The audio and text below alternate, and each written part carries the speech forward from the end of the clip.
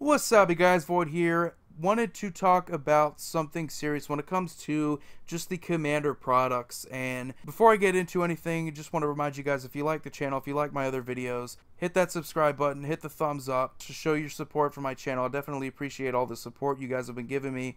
Now, as far as the Commander products go, I absolutely love them, and I know we all love them. They're easily one of the most successful products that Wizards have been putting out there. The only problem with the Commander product is that it seems to be just an underwhelming amount of it versus other things.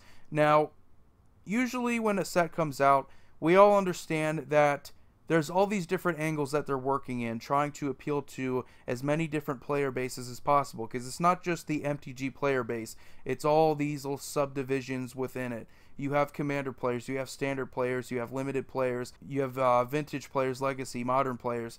You have people that just they love to draft with their friends, and there's all these different little things within Magic that people like to do. So every time they make a set and there's an underwhelming amount of support for a specific format, it's usually noteworthy, but we also have to take in consideration that that's why we have specific products for Commander. Whenever I look at a set like Ixalan and there may not be enough Commander support, or there may be a surplus of it, regardless of whether or not we get anything from these sets, we can rest easy knowing that we get a Commander product every year. Now, the only question is it enough? And that's what I want to talk about. And the main reason why I'm bringing this up is because we are approaching Iconic Masters time. It is coming out in November. And me personally, I don't like the fact that we're getting these reprints. They're not in particular desperately needed or asked for reprints. We've had some cards. I mean, Aether Vial is a good reprint, but it's been reprinted before. Mana Drain is really the only noteworthy reprint, as well as Flusterstorm. I feel like those two, and maybe Horizon Canopy for modern base decks, but you have some people that are just dissatisfied with what we've got. I mean, they're calling it Iconic Masters, and it doesn't really seem iconic to some people. So I want to talk about the Commander product in relations to this, because you have something that is very well sought after. You have people that go to the stores, and yes, not every single Commander product is being bought out. You have some of the worst Commander options that are just sitting on the shelves. This isn't anything new. Now, when it came to Commander 2017, they did a little bit differently. Instead of releasing in November like they did with the previous Commander sets, this year they released it during August, which is a bit earlier, a few months earlier. What that implied was that they were going to change up the schedules.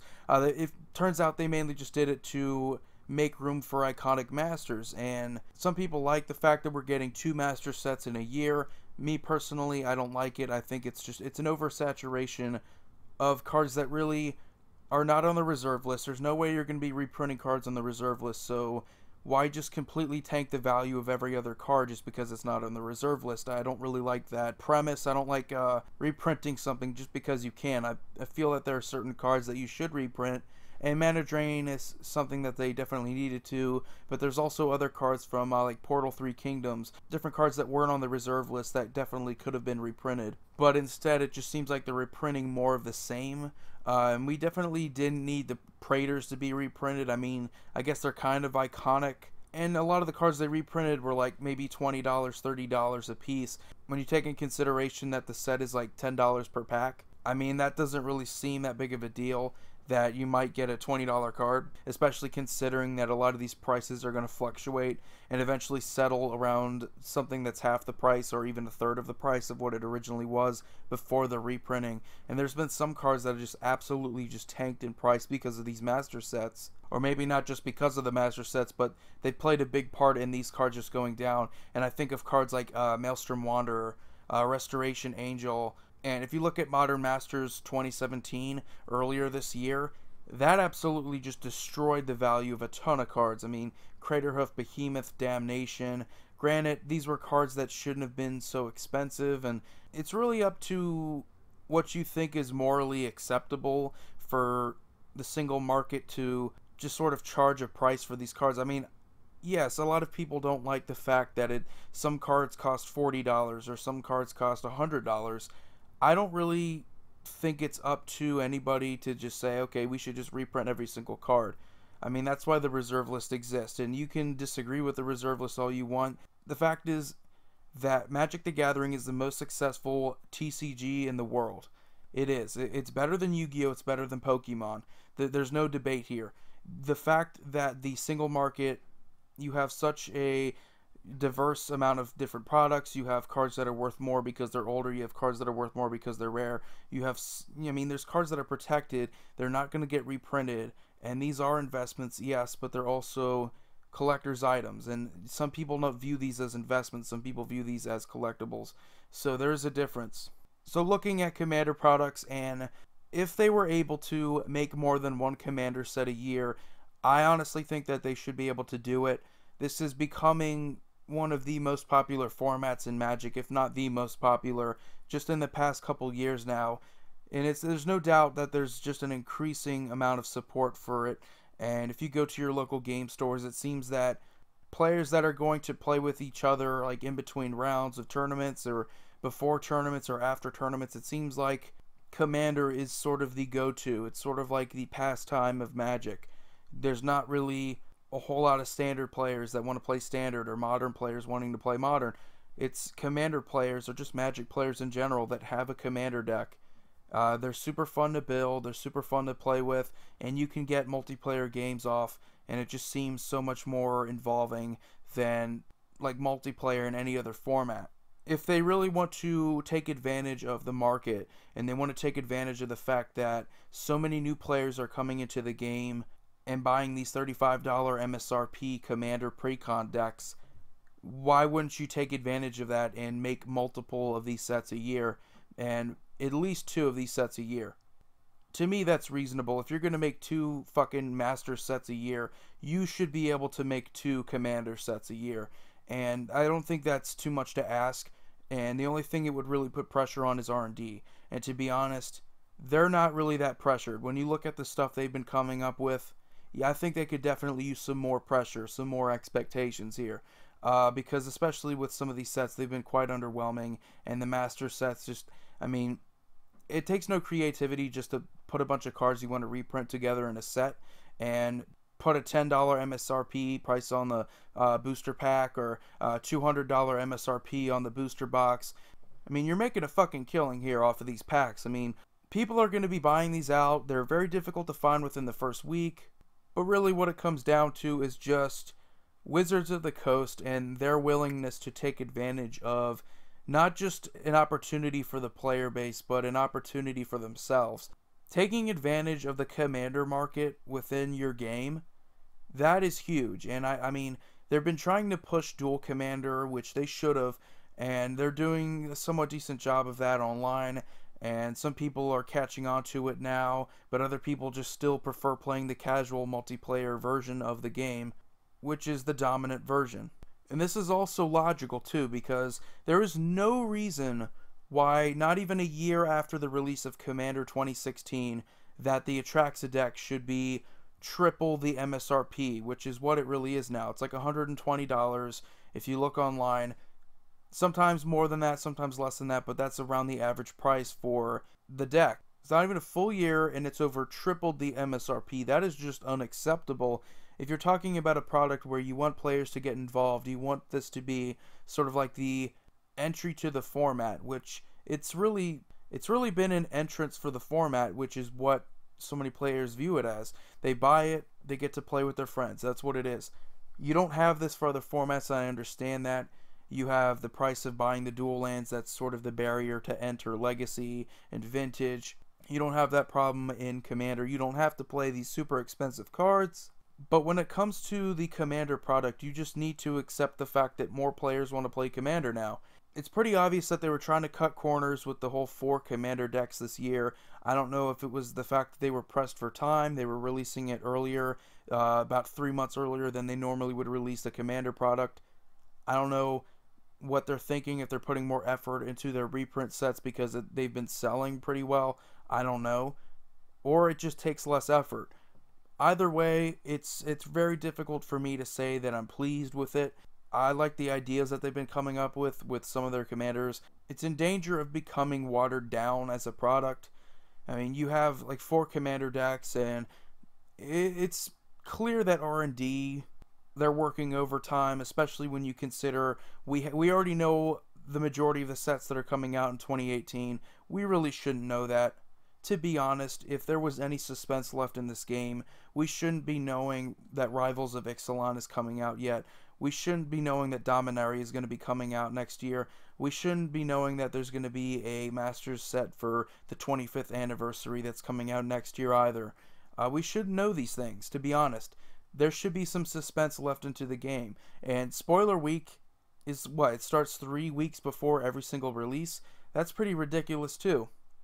When you consider the fact that there's no suspense left into this game, but yet for some reason there's people that can sit and watch a fucking pack opening video and act as if they should be surprised as to what someone gets. I mean, you know every card in the set.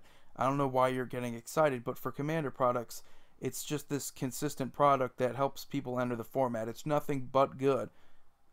And for some reason, they want to kind of half-ass it, which is, I don't want to say they half-assed their Commander product this year. They maybe 75% assed their product this year. I don't know the word for it, but they didn't completely just, shit the bed with the product, but it didn't really feel like they gave it their best effort. It's very difficult to kind of come back from making 4-color commanders and trying to do something else that's just as interesting. So I feel like they kind of dug themselves into a hole with making 4-color commanders like literally the year after they made 2-color commanders. It's sort of hard to kind of come back down from that. If I'm Wizards of the Coast, I'm just forcing R&D to just consider actually doing something besides just focusing on reprint opportunities, because reprint opportunities have destroyed other card games such as Yu-Gi-Oh! And I know that's a big deal in Pokemon as well. I mean, reprints are just running rampant throughout those games, and there's really not a lot of value in individual cards, and some people think that's a good thing, but really, and I hate it when people use that excuse to get rid of the reserve list, as they say people use the reserve list as an investment. That doesn't justify taking away something that people want to return on. People want to be able to look at their cards and say, I have something tangible here that I can always cash in, or I can get at least market value for these cards, and it's not going to be pennies. I want fucking hundreds of dollars for my collection that I've been working on for years now. If not hundreds, thousands. If not thousands, hundreds of thousands. Something decent that I can return on if I ever decide to leave the game. And that's the big issue here with a lot of these cards, is that you don't want to oversaturate the market with reprints, but at the same time you want to provide a consistent product that satisfies the market. And I feel like Commander is that happy medium, and if they would just pay attention to Commander, you would be able to put so many good cards that would be reprinted, because if you look at Iconic Masters, there are just so many cards that are Commander staples. And it doesn't seem like any of these have any business being in any legacy deck, any vintage deck, any modern deck. A lot of these cards, especially the Kamigawa Dragons and the Praetors, other big creatures they decided to reprint that are not worth that much money, but they're obviously in there because they see Commander play. There's just no reason to call that iconic. It's clear that these are cards that are Commander playable. And the format as a whole, when it comes to being a marketed product, it's only been around for about 5 years.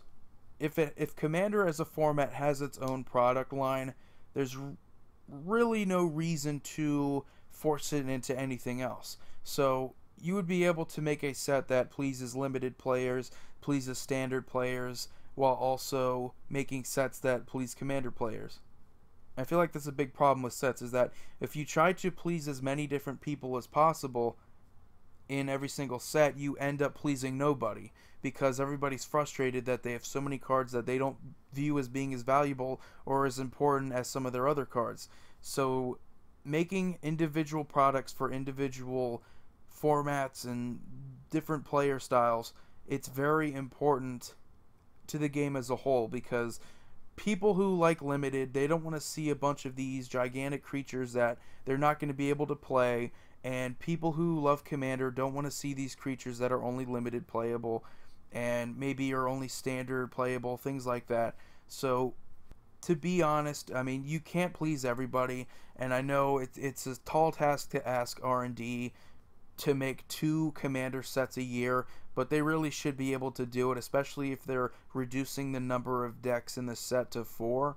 Why not just make 2 sets? And you're going to be making 8 decks a year versus what, 5 decks that you normally made before. So that's not too much more. I mean, that's just 3 decks more than what you originally were making. So I don't think that's too much to ask from R&D, considering that this is quickly becoming the most popular format in the game. It's just some food for thought. Who knows? This might never amount to anything. But all it takes is enough people who share this opinion. All it takes is enough people who are willing to voice their opinions on the internet in hopes that someone important gets to see this, in hopes that someone else feels the same way or is able to relate, so that this message gets spread around. But anyway, that's just my opinions. You don't have to believe it. You don't have to care. You don't have to think the same way that I do. We're all individuals. It is what it is. But hopefully it gets you thinking. Anyway, hope you all have a wonderful day. Void here, signing off.